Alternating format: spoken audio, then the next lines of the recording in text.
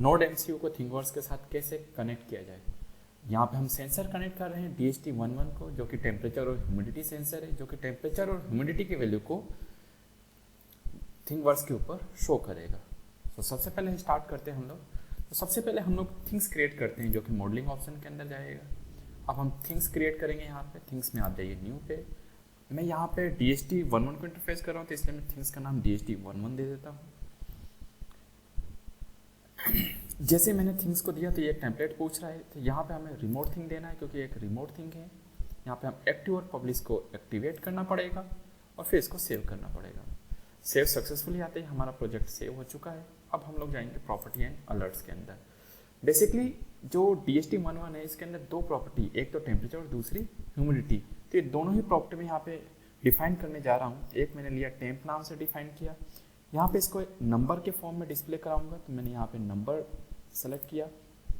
Number जो value होगी वो टेम्परेचर की वो सेल्सियस में होगी, तो मैं यहाँ पे C से डिनोट कर देता हूँ। मुझे परसिस्टेंस और लॉग इन दोनों की वैल्यू को चेक करना है, इसलिए मैं इसको टिक कर देता हूँ। मैं सेव करूँगा और दूसरी एंटिटी लूँगा। दूसरी एंटिटी मेरी ह्यूमिडिटी हुई। अगेन इसको मैं नंबर फॉर्मेट में कन्वर्ट कर दूँगा, क्योंकि वैल्यू मेरी नंबर में आ रही है।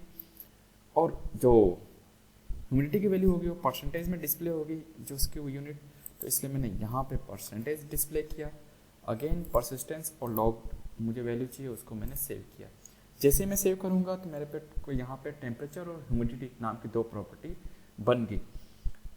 सेव करते ही इसके डेटाबेस में सेव, अभी इसकी वैल्यू 0 है।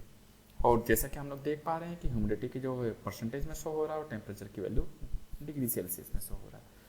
अब हमें आर्डिनो आईडी के अंदर नोड एमसीयू को कॉन्फ़िगर करके प्रोग्रामिंग करना पड़ेगा। अगर आपको नोड एमसीयू को कॉन्फ़िगर नहीं आता तो आप डिस्क्रिप्शन में जो ट्यूटोरियल्स है वहाँ से आप जाके उसको आप चेक कर लीजिए। तो यहाँ पे अगर देखा जाए तो सबसे पहले हमें SSID और पासवर्ड से हमें नोड एमसीयू को कनेक्ट करना पड़ेगा, जो कि हम लोगों ने ऑलरेडी ले लिया है।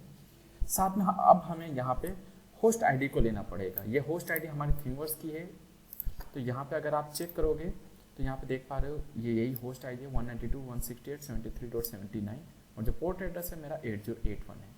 सेम इस चीज़ को मैंने यहाँ पे डिफाइन कर दिया पोर्ट एड्रेस के साथ में। यहाँ पे मैंने जो थिंग्स लिया वो DHT11 लिया, टेम्परेचर की जो प्रॉपर्टी वो टेम्प लिया, ह्यूमिडिटी की ह्यूम लिया।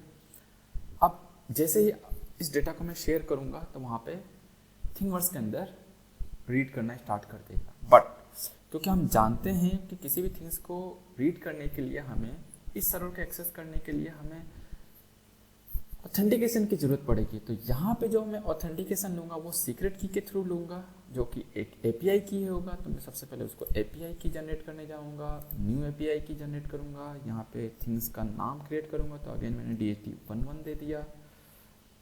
DHT11 के बाद में इसको मैं किस यूज़र्स के लिए देना चाहता हूँ, तो अभी मैं एडमिन पर वर्क कर रहा हूँ, तो मैंने एडमिन यूज़र कर लिया। यहाँ पे इसको यस करें। इसके बाद में ये मेरा DHT11 नाम से थिंग्स क्रिएट हो गया। अभी कह रहा है कि एंटिटी का नाम यूनिक नहीं है, तो हम जाते हैं और इसके देखते हैं कि क्या DHT11 नाम से कोई ऑलरेडी सीक्रेट की बना हुआ है। तो अगर बना हुआ है तो हम उसको यूज़ करेंगे, अदरवाइज वहाँ से उसको डिलीट कर देंगे। तो क्योंकि इस प्रोसेस में ज़्यादा टाइम लगेगा तो इसलिए मैं इसका नाम ही चेंज कर देता हूँ। इसलिए मैं DHT11 न्यू कर देता हूँ। तो मैंने इसको नाम दे दिया DHT11 न्यू। मैंने इसको सेव किया। अब ये सेव सक्सेसफुली ले लिया। जैसे ये सेव हुआ तो यहाँ पे हम लोग देख पा रहे हैं कि हमारे पास में एक API की जनरेट हो गया। जैसे ही API की जनरेट हुआ तो API की को हमें यहाँ से कॉपी करना है। कॉपी करने के बाद में आर्डिनो के ID में जाना है और ये रहा हमारा API की। इस API की को हमें रिप्लेस कर देना है नई API की के साथ। तो मैंने इसको वैल्यू को पेस्ट कर दिया। मेरा जो सब कुछ प्रोग्राम है वो रेडी है। Now I have to upload it. Uploading start हो गई। जैसे ही ये प्रोग्राम मेरा नोड एमसीयू में बर्न होगा, ये सबसे पहले SSID और पासवर्ड के थ्रू हॉटस्पॉट आप से अपना आपको कनेक्ट करेगा और जो थिंगवर्क्स का सर्वर का IP एड्रेस है जिसके पोर्ट एड्रेस के साथ में वो कनेक्ट करेगा और डेटा सेंड करना स्टार्ट कर देगा। अब यहाँ पे जैसे कि हम लोग देख पा रहे हैं कि फ्लैशिंग स्टार्ट हो गई है। अभी 23-30% तक कंप्लीट हो चुका है। 46%, 53, 61, now it becomes 100 very soon, 84, 92, and it's 100%. So now fine. So now I have to open serial port. जैसे मैं serial port को open करूँगा, ये कनेक्ट होना स्टार्ट हो रहा है।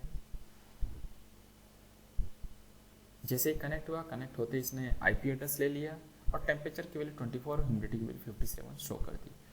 अब इसको हम लोग चेक करते हैं कि क्या टेम्परेचर और ह्यूमिडिटी की वैल्यू मेरी 24 और 50। ओह ग्रेट, अभी मेरी टेम्परेचर की वैल्यू 23 है और ह्यूमिडिटी की वैल्यू 57 है। सो लेट मी चेक, क्या ये वैल्यू अभी लास्ट यही आई है? ओह यस, यहाँ पे टेम्परेचर की वैल्यू 23 और ह्यूमिडिटी की वैल्यू 57 है। सो इस तरीके से हम लोगों ने नोड MCU के थिंग्स के डेटा को शेयर किया है हमने थिंगवर्स के ऊपर। सो आज के लिए इतना ही। अगर आपके दिमाग में कोई डाउट हो, कोई कन्फ्यूजन हो, तो आप नीचे कमेंट सेक्शन में हमसे पूछ सकते हैं। Thank you.